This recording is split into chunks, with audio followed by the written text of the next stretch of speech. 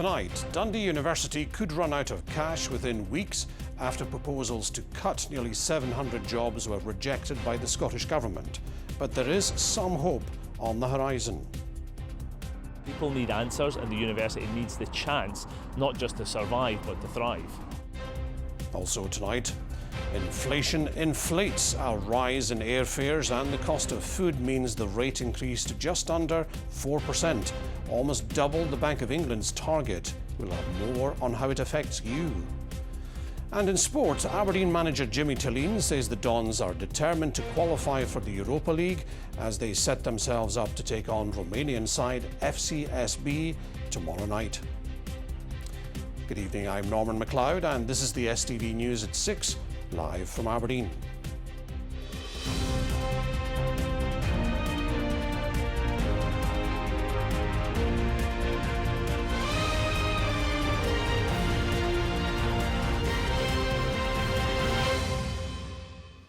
Dundee University could run out of cash within weeks after proposals to cut nearly 700 jobs were rejected by the Scottish Government. The beleaguered institution could be pushed into further financial turmoil after the revised plan, which includes 170 compulsory redundancies, was thrown out, jeopardising a £40 million bailout from the public purse. But there's some hope on the horizon. Lynn Rankin reports. Financial troubles are towering over this university. A new plan to secure its future now threatens its very existence. Under the revised plan, 690 jobs would go, more than the initial 632 staff cuts proposed in March. It includes 170 compulsory redundancies. But the sweeping changes have been rejected by the Scottish Government. This is the third group of people who've come up with roughly the same figures in terms of the gap between the income and the expenditure that the university has to plug. We need to see a deal put in place between the government and the university, and we need to see that immediately. What is completely unacceptable is to see this punted down the road, kick the can down the road for a year or more again.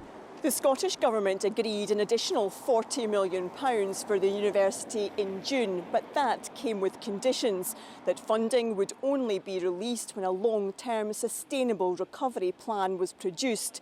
Without that money, the university is facing financial collapse within weeks. It's a far cry from the promises made by the interim principal in an interview with STV News in June. There won't be any redundancies. There is a voluntary severance scheme which is running at the moment, but that's very different. We're asking for volunteers. But the new president of the Students' Association believes there is hope on the horizon. Seeing the letter that the government has sent to the university, it seems that there will be a fully funded year, which I think is quite sensible. It means that a little bit of time can be brought. The university doesn't have to do drastic changes at breakneck pace. As students prepare to return in a matter of weeks, staff are still worried about the future. Personally, I'm very worried, but I'm also worried for my colleagues. I'm worried for the students. It is difficult to get the staff motivated in many cases. Some colleagues have taken annual leave just to kind of come back and recuperate after a very difficult period. Now they're back to even a worse situation. The university says the different direction proposed by the Scottish Funding Council will be considered by the court at the earliest opportunity. The Scottish Government says its clear focus is to protect the interests of students, and it will do all it can to support the university to thrive in the future.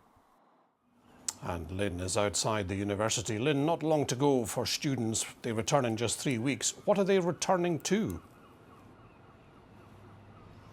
Well, despite the prospect of the university running out of money without the millions from the Scottish Government, there is consensus that there will be a university for students to return to, and they will have a good experience with good teaching. But there's also a widespread view that that will start to suffer if a long-term plan isn't agreed soon. It feels like a bit of a crossroads for both the university and the government, whereby either huge job cuts happen or millions of pounds is ploughed into this university to keep its doors open. OK, Lynn, thanks for that. An increase in airfares and the cost of food has meant inflation rose by more than expected last month. The cost of goods and services increased by nearly 4%, almost double the Bank of England's target.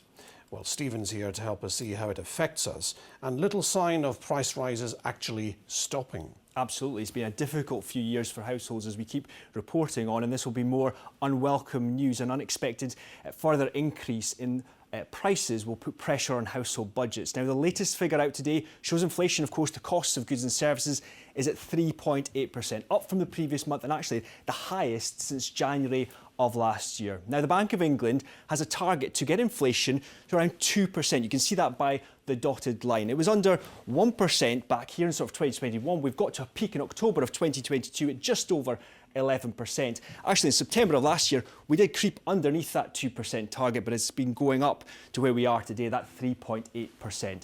Let's throw in the reasons behind that, and in particular, you can see petrol and energy prices there in the orange and the food prices in the bright green. That has really been pushing up prices. Actually, energy prices have come down. Food in particular, that has been a struggle for households in recent years. Here's how food inflation has fared just in the past year. 12 months ago, July last year, 1.5%. The start of this year, it went more than 3%. And now we're just under 5%, at 4.9%. So what about different individual food items that you might look to pick up at the supermarket? Well, beef, it's been on the increase in the past year or so by just over 20%. Likewise, butter, chocolate and coffee have all increased.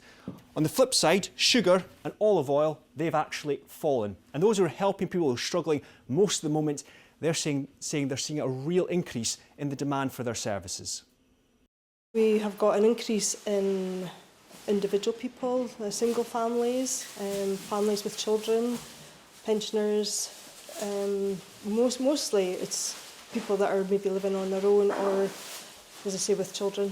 You know, we buy a lot of things so we can see the price increases. So people are struggling, they've only got a set amount of income, but their prices are going up all the time. Now, the bank thinks that it can get inflation to its 2% target by the second quarter of 2027. So we're still some way off of that. We know the Bank of England has dropped interest rates to get inflation down, but despite the increased inflation recently, it dropped interest rates to 4% this month. That's because it doesn't think the wider economy is growing fast enough. That's had an impact, the interest rates, on mortgages. The average 2-year fixed rate mortgage now sits just below 5%. The 5-year fixed deal at exactly 5%. Saving rates, though, are down too, so it's not great if you're hoping to try and save more. Then there comes pay, and of course we've seen a lot about pay negotiations in recent years, but the bank expects pay growth to continue, but to slow down as the year goes on to under 4%. Once again then, the cost of living doesn't show much sign of easing. Now, could seizing more assets from criminals help fund the fight against organised crime? Well, last year more than £10 million was recovered, but the Chief Inspector of Constabulary believes we could go further and use the assets to boost police resources. Here's Gordon Cree.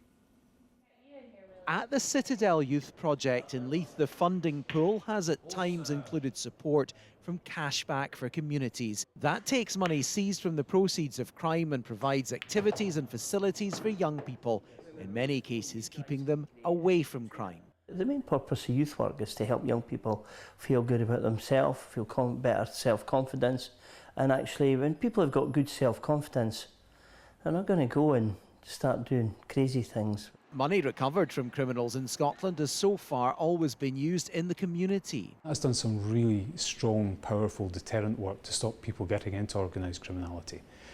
But my view is there can be more done to try and seek the assets out, to actually increase the pot that can be fed back into deterrence, that can be fed back into pursuing the criminality, and that can make Scotland a safer place. The fight against serious and organised crime is resource heavy. It needs a lot of people, it needs a lot of specialists, and it costs a lot of money. But the Chief Inspector of Constabulary believes there is now an opportunity to get the criminal gangs helping to pay for it. This criminologist says it won't be a simple task. The vast majority of proceeds of crime orders are for around £1,000. The bigger the big hitters, the Mr. Bigs that are often sort of alluded to in a lot of the narratives around proceeds of crime, are very rarely the characters who are sort of exposed to these actions. In other parts of the UK, a proportion of the money seized is already returned to law enforcement agencies. Police Scotland say that has been seen to have a significant impact on the fight against serious and organised crime. The Scottish Government hasn't directly addressed that approach, but says it's investing a record amount in policing. The annual report from the police watchdog also praises the force's response to organised crime. Just last week, these men were among 6 jailed for decades for being part of what the judge called an out-of-control gang. The offences included attempted murder and setting fire to officers' cars at Addywell Prison, while Operation Portalage, tackling alleged gang activity across the Central Belt, has so far made 55 arrests this year. Gordon Cree, STV News. A man who raped a 5-year-old girl when he was a teenager has been jailed almost 20 years on. At the High Court in Edinburgh, Brian Walker wept after the jury returned its verdict. He claimed in an outburst, "I didn't do it, I didn't do it." Walker, now aged 36, attacked the child at a house in Kirkcaldy in September 2006. He was sentenced to 6 years behind bars. The hospice charity Chaz is launching an urgent appeal for funding to help run its respite service, with demand having more than doubled. The programme provides crucial care for children who have life-limiting conditions and their families.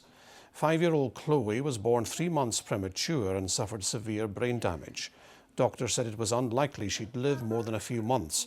Her mother, Michelle, says support at home and at Rachel House in Kinross made a massive difference.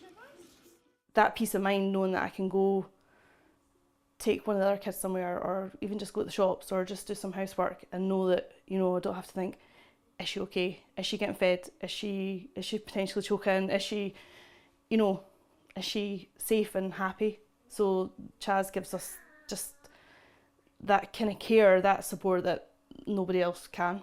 The demand has been soaring over the last number of years. Life is tough for these families, and what we're seeing is that the number of children in Scotland who have a life-shortening condition is actually going up. But we can't do what we do in Chaz without the support of so many people. We need to employ more nurses and doctors. The costs of doing what we do are going up, and we are urging people to get behind this appeal so that no one faces the death of their child alone. Final preparations are underway at the new multi-million-pounds Greenfield Academy in Dundee. The school is part of the £100 million Drumgeeth Community Campus, the largest tender ever agreed by the City Council. It'll see both Craigie High School and Braveview Academy merge. Plans were submitted in 2022 for the £60 million investment, but by the time construction started the following year, the figure had ballooned by 2/3. It's described as the most important investment in the city's future. The money we invested in here, yes, costs have gone up, but a majority of that's been out with our control. That's due to a war in Ukraine and rise of cost of living created by other factors, by different governments. And I think we look at the 100 million, we don't have to look at the 100 million, we look at what we've got. And what we have here is a state-of-the-art education facility, a state-of-the-art sports facility, and a state-of-the-art community facility. The school's absolutely breathtaking, I think. I already have a few favourites of the school, especially the science department. It's such an upgrade from my previous school as well. Well, yeah, just saying, I think as soon as we both walked in, everyone's impression was wow straight away. The school's much bigger than both of our schools. Well, we had a day at the RPC just to get to know each other, do a little bit of team building exercises, and obviously that'll help Craigie and Braveview just get to know each other a bit better, so they feel more comfortable with each other. The two schools coming together does make anxiety a lot higher for some people, so I think knowing beforehand has helped bring ease to a lot of people. The number of marine animals that's stranded on Scotland's beaches has increased sharply over the past 30 years. That's according to scientists at the University of Glasgow, who looked at the number of individual mammals getting stuck. It comes after a number of mass strandings in the north in recent years. A warning some people might find the images in Oliver Wright's report distressing. Well, this report really does make for some quite harrowing reading. It's pretty much the first time we've ever had an accurate picture of the number of marine animals getting stranded around Scotland's coastline. Concerningly, the number of animals getting into difficulty around the country has trebled, with around 300 becoming stranded on Scotland's beaches every year. Now, strandings are what happens when marine animals become stuck in shallow water or on the shoreline, and it often results in death or serious injury. Now, to be clear, this report talks about the number of individual animals getting into difficulty, not the number of mass strandings. But researchers say the rate of increase is very worrying. This should be a wake-up call that the strandings are increasing, but now we need to ascertain whether or not that's to do with more animals, better reporting. Everyone now has a mobile phone and goes out and walks the beaches, or whether or not it's to do with mortality. Now, the question is, why is this increase happening? That's the challenge scientists now need to address if they'll be able to better protect Scotland's marine life. And they're looking into a whole host of different reasons as to why this could be happening. Things like fishing equipment, noise pollution from offshore projects, and climate change being among those. One thing that will help, though, is for anyone who comes across an animal in danger is to report it straight away. And now Chris is here with all the sport ahead of a big night for Aberdeen tomorrow.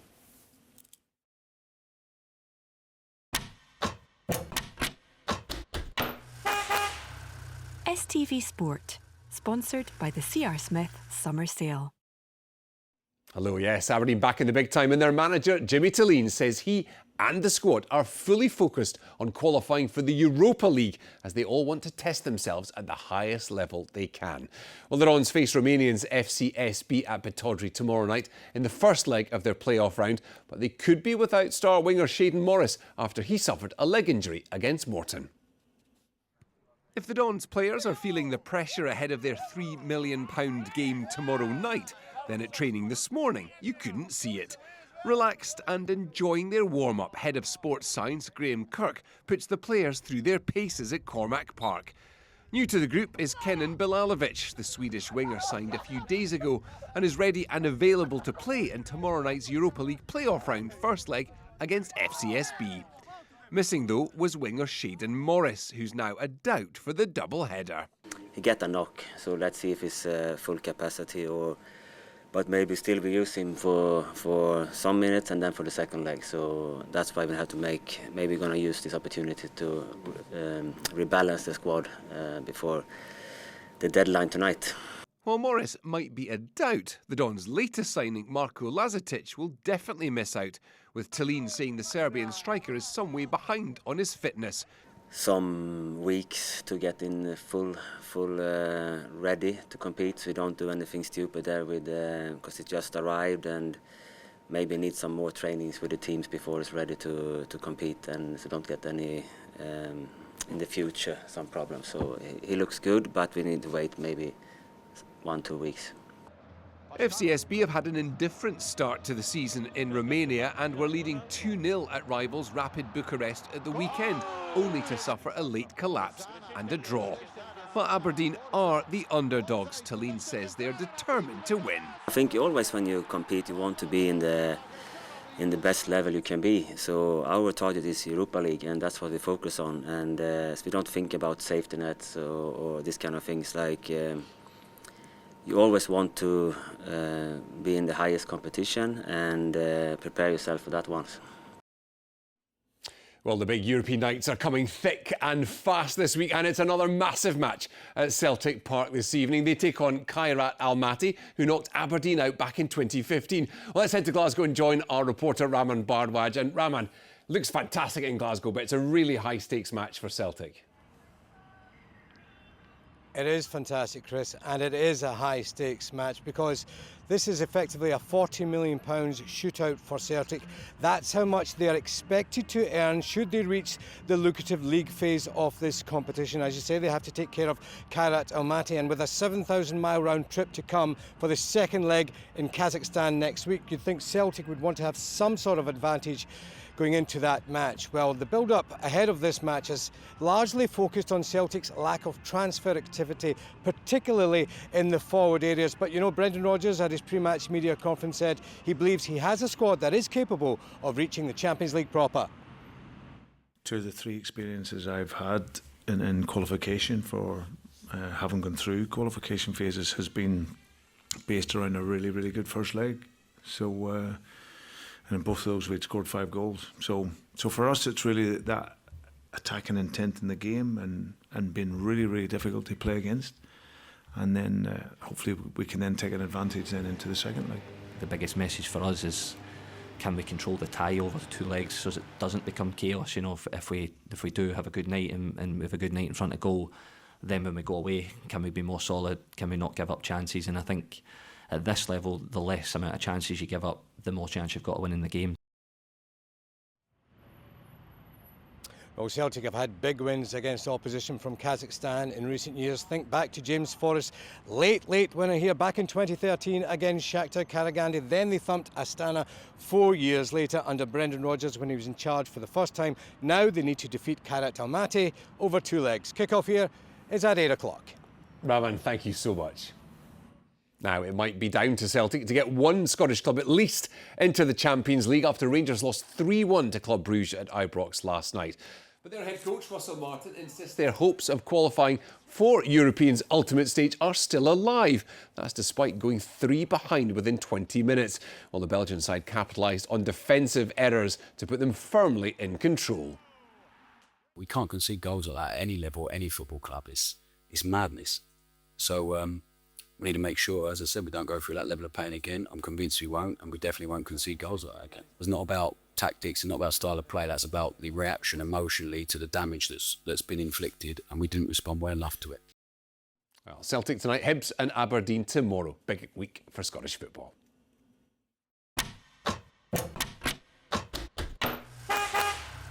STV Sport, sponsored by the C.R. Smith Summer Sale.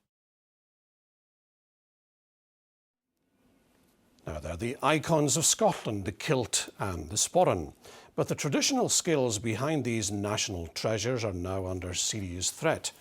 A new report from the charity Heritage Crafts warns that unless urgent action is taken, they could vanish within a generation. Here's Anne Smith. It takes steady hands and attention to detail. Making bagpipes by hand is Gibby McNaught's lifelong passion. I like to take these bits, make them into nice shapes and produce a sound out of them, and that's the enjoyment I get out of it. And it'll be with me till the end. He's one of the few remaining artisans in Scotland who know how to hand make the instrument. I make everything myself. That includes the pipes, all the mounts, the chanters, the reeds, I make the reeds as well, the bags, I stitch the bags.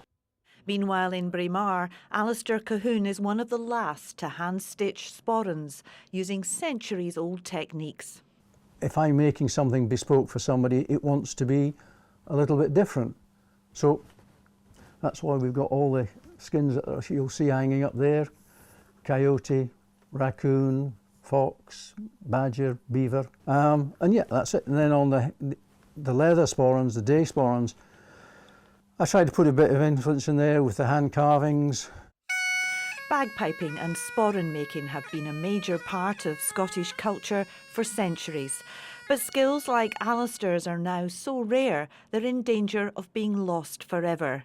Crafts such as hand-making kilts, skean-doos or Orkney chairs are just some on a so-called red list of endangered specialisms drawn up by the charity Heritage Crafts. Many of them have very well-established markets, but because of the nature of the work that they're doing and it's handmade, they can't upscale enough to create enough income to pass on the skills to the next generation.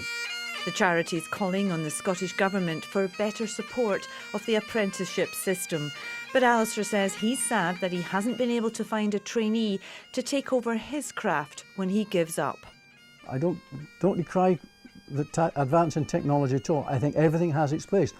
But I think if we lose all the handcrafts and skills, it'll be a crying shame. It'll be a tragedy for Scotland. Anne Smith, STV News, Well, let's catch up on the weather now. And Sean, a lot of people are talking about Erin.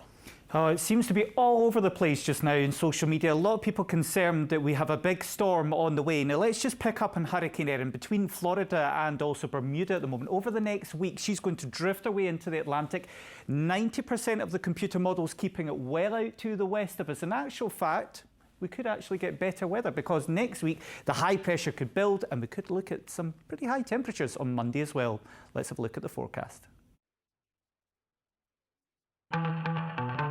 A clear start makes way for a day of ancient discoveries.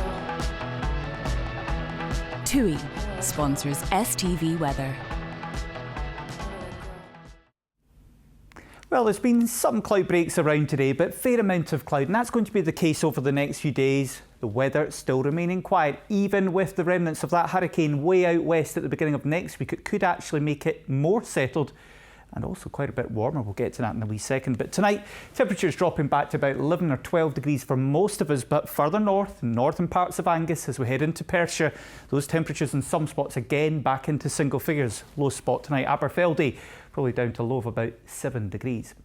Now tomorrow should be a largely dry and sunny day. We do start off with a lot of cloud, especially across Fife, Dundee and Perth, but you can see the sunshine starting to break through as the cloud moves away to the south, and for most of us in the afternoon it's going to be dry, plenty of sunny spells. Perth, we're coming out top spot tomorrow, 20 degrees Celsius, so doing pretty well, and also towards Pitlochry up to high of about 20 degrees. So feeling nice in that afternoon sunshine once it breaks through. And on Friday, we're doing pretty well. A lot of dry weather, bright weather around. We start to see a wee change very, very far west. For them, at least, there will be some drizzly outbreaks of rain. For us, though, here in the east, we hang on to best with drier, sunnier weather on Saturday, and temperatures still about 16 degrees. But next week, with that ex-hurricane out in the Atlantic, we could get a stronger southerly airflow with high pressure around Perth. Look at that. We could be 23 on Monday. Bye-bye. TUI sponsors STV Weather.